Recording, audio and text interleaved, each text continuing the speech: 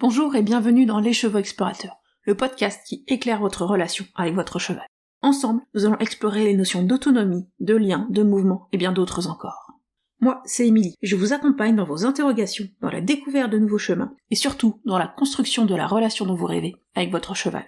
C'est parti! Et si on arrêtait d'apprendre des comportements à nos chevaux? Si on arrêtait de se focaliser sur une liste d'exercices à réussir? Et si à la place, on choisissait de leur enseigner des compétences? C'est tellement souvent quand on parle de ce qu'on apprend à nos chevaux, on parle en termes de comportement. Bon, c'est vrai que c'est un peu quand on dit je suis comportementaliste, c'est vrai qu'on dit le cœur du métier, c'est de se focaliser sur les comportements. Et je trouve que c'est problématique de ne penser qu'en termes de comportement. Et aujourd'hui, je pense plus tellement d'ailleurs en termes de comportement, même si j'ai gardé ce nom de métier. Parce que le comportement, c'est ce que j'observe, mais c'est pas ce que j'ai envie d'aider le cheval à développer. Le comportement, c'est un mouvement, c'est quelque chose que le cheval fait, mais finalement, quand on enseigne des choses au cheval, c'est vraiment des comportements qui vont être demandés par l'humain.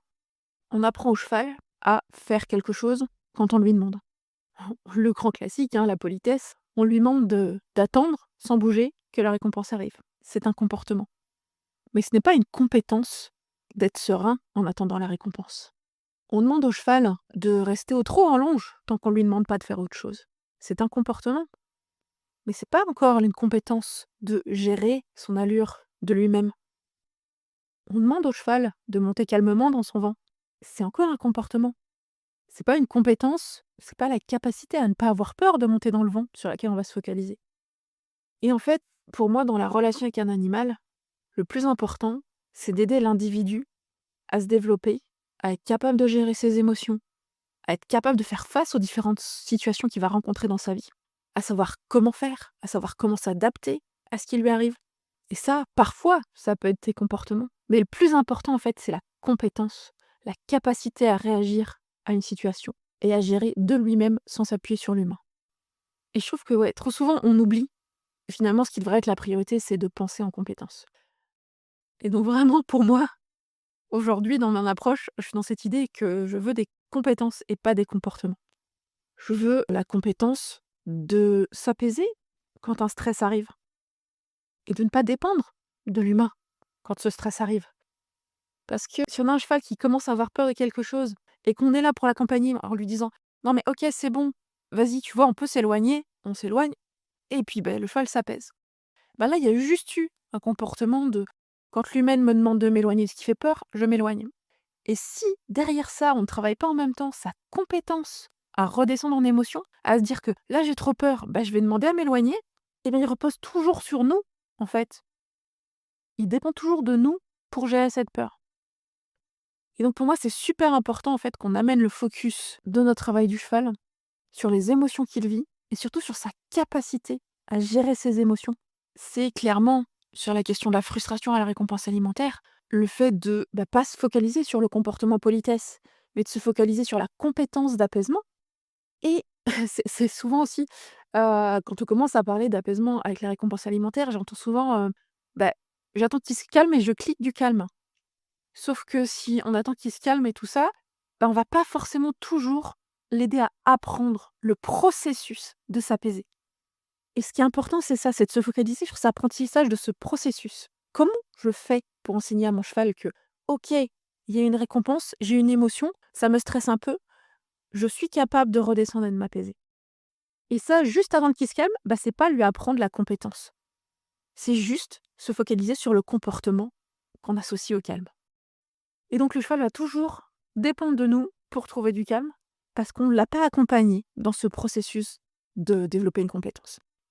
Donc c'est super important de se focaliser sur la progressivité de l'apprentissage d'une compétence et de sa gestion de ses émotions. Un exemple que j'ai de ça aussi, c'est avec ma chienne. J'ai une chienne qui est réactive. Et j'ai très longtemps travaillé sur le côté actif de quand tu croises un autre animal, quand tu croises un autre chien, quand tu croises un vélo, il faut que tu restes calme. Alors j'ai travaillé en positif et on a fait plein de progrès.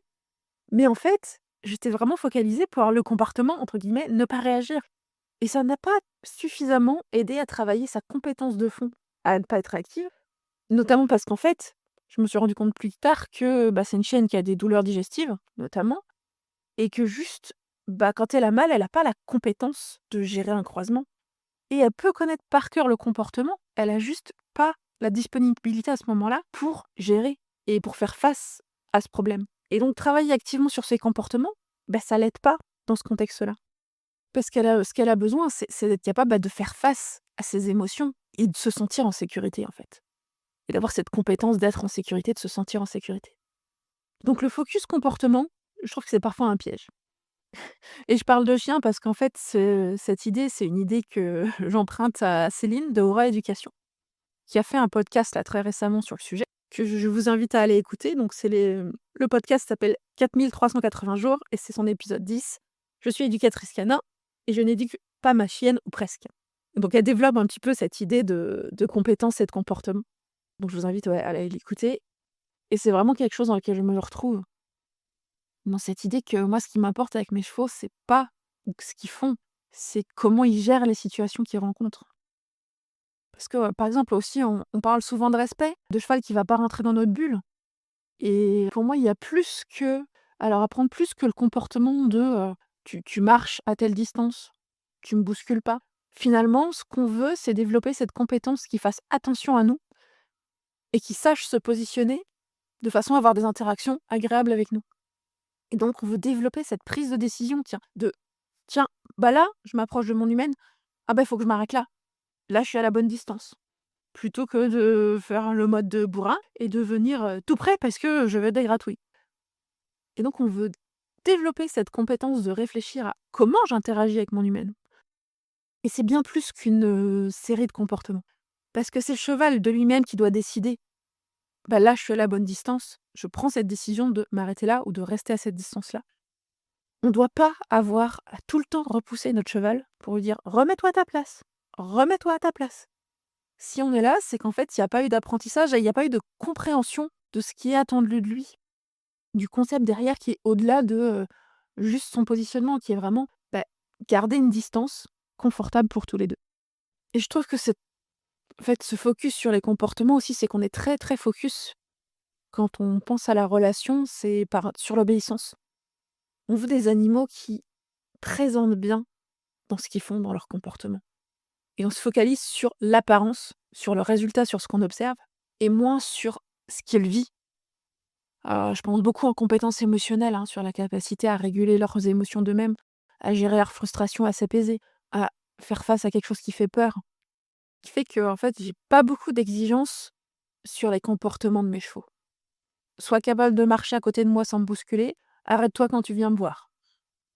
J'aime bien aussi avoir un stop quand on lui demande de s'arrêter, c'est quand même bien pratique. Mais au-delà de ça, je focalise très peu sur cet aspect comportemental parce que ce que je veux développer, c'est vraiment leur capacité de gérer leurs émotions. Et avec un cheval que j'ai comme First, qui est une boule d'émotions, qui est un grand sensible, derrière un corps de grand costaud, donc en plus qui peut faire un peu peur parce qu'il est assez imposant, mais ce qu'il a besoin d'apprendre, c'est pas quel comportement il doit avoir en ma présence. C'est: «Ah là, j'ai trop, trop, trop envie d'avoir des gratouilles». Ouais, mais je suis capable de gérer ça pour le demander calmement. Donc de faire face à toutes les émotions qu'il va vivre et d'être capable de gérer les situations qu'il pourrait rencontrer dans sa vie. Avec Félix, donc qui était très peureux de l'humain, j'ai très peu travaillé les comportements parce qu'en fait, il était pas prêt pour ça. Là, on commence à pouvoir travailler bien sérieusement sur l'école et tout ça, mais en fait, les premières années avec lui, mon focus, c'était qu'il arrive à gérer la présence de l'humain et qu'il ait pas peur parce que je levais le bras.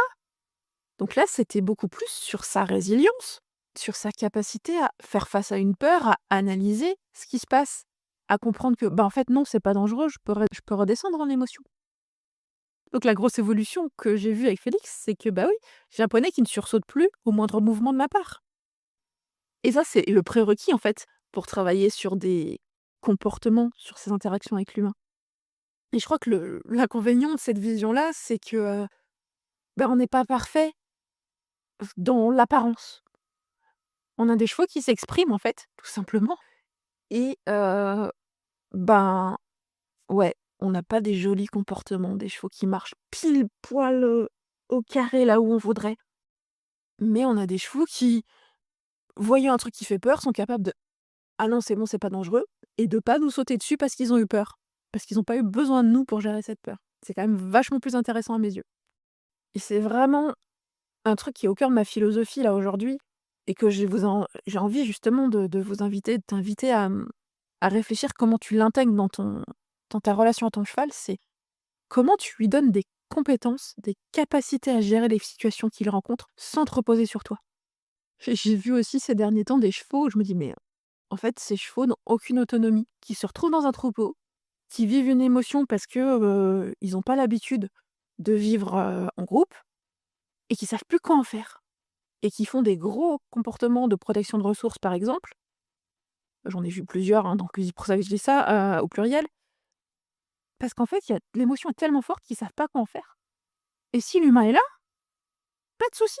Parce que on va lui dire, bah tiens, fais ci, fais ça, refaire une petite séance de travail à pied pour l'aider à redescendre et tout ça. On va le mettre au licol et puis bah, le sortir de la situation. Ok, c'est cool. Mais là, le cheval, il a pas appris la compétence. Parce que s'il se retrouve dans la même situation, il saura toujours pas quoi faire. Il saura toujours pas la gérer. Parce que on a géré nous en tant qu'humains. On lui a demandé de faire quelque chose qu'il savait faire, un comportement. Mais on lui a pas dit, bah tu vois, dans cette situation-là, tu pourrais faire ça pour gérer. On l'a pas accompagné à apprendre à faire face à cette émotion et à apprendre à la gérer de lui-même. Et c'est ça dont ils ont besoin dans leur vie. Et je le vois, ouais, vraiment, ces chevaux qui ont une histoire d'équitation classique, d'un travail très focalisé équitation en général, qui n'a pas eu de travail à pied, mais au-delà du travail à pied, qui n'ont pas eu justement la possibilité de développer des compétences d'aide-cheval. Ça arrive notamment sur des chevaux en plus qui n'ont pas forcément eu l'habitude de vivre en troupeau.